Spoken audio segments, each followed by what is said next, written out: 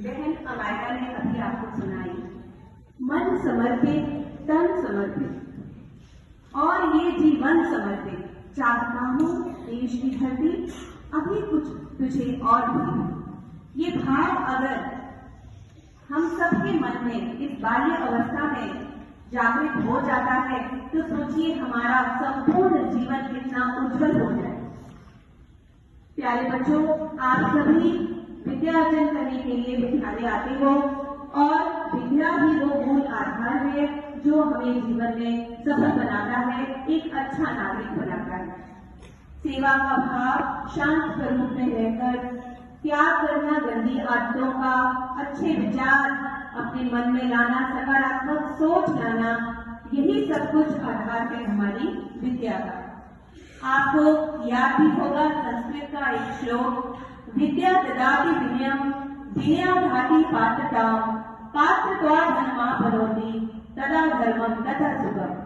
यानी कि इसका अर्थ अगर हम समझें तो विद्या हमें विनम्रता देती है और विनम्रता से हमें योग्यता प्राप्त होती है। योग्य व्यक्ति धन अर्जित करता है और धन अर्जित करने पर वह इसका उपयोग, सदुपयोग धर्म का पालन करने में करता है। ऐसे धर्म से हमें अंततः सुख की प्राप्ति होती है।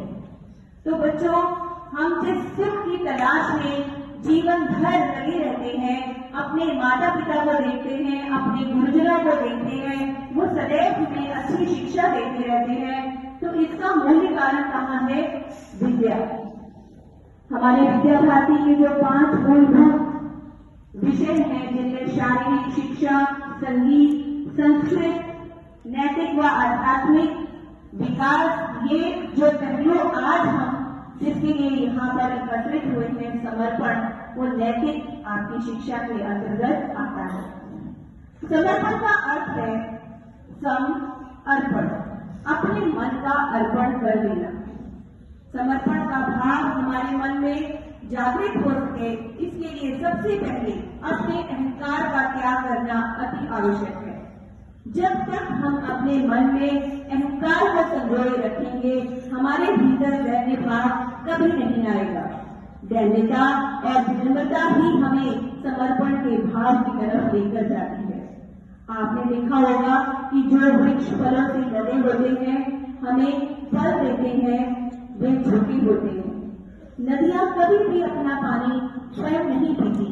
चिड़िया, पखेरु, जीव जंतु, मनुष्य सभी नदी के पानी का उपयोग करते हैं, लेकिन वे कभी खाली नहीं होती। अपनी प्रकृति से हमें यही सीखना है कि सेवा का भाव, हम सेवा के पथिक हमेशा बने रहें, चाहे वह भगवत सेवा हो, माता पिता की हो, गुरुजनों की हो, या फिर हमारे राष्ट्र के लिए हो।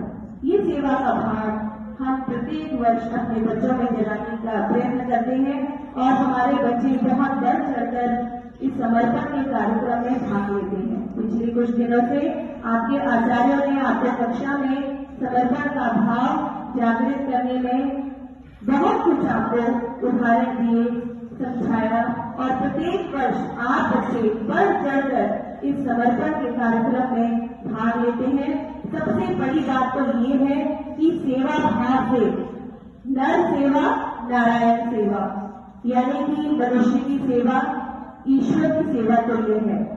तो वो बच्चे जो अभावग्रस्त हैं, अपना शिक्षा का आर्थिक जो व्यय है नहीं उठा सकते, उनकी सहायता के लिए जो आप जैसे सभी सक्षम सामर्थ्य विद्यार्थी हैं, धनराशि एकत्र करके उनकी सहायता करते हैं। तो ये दान है, ये सेवा भाव और ये समर्पण का जो आपका भाव है, ये सर्वोच्च है और आपको इस पे गर्व होना चाहिए। और इसी तरह से हमारा सर्वांगीण विकास होता है और हम अपने जीवन में कोई भी दुर्लभ कार्य आ जाए उसका बड़ी आसानी से सामना करते हैं, क्योंकि मर्यादा पुरुषोत्तम श्री राम जी ने कहा भी है कि जो मनुष्य सदैव दूसरों का सहायता करते हैं, अच्छा सोचते हैं, मदद करते हैं, जीवन में उनके लिए कोई भी कार्य दुर्लभ नहीं रह जाता। इन्हीं शब्दों के साथ मैं अपनी वाणी को विराम देती हूँ और आपका भविष्य उज्जवल हो, मंगलमय हो, यही कामना करती हूँ। धन्यवाद।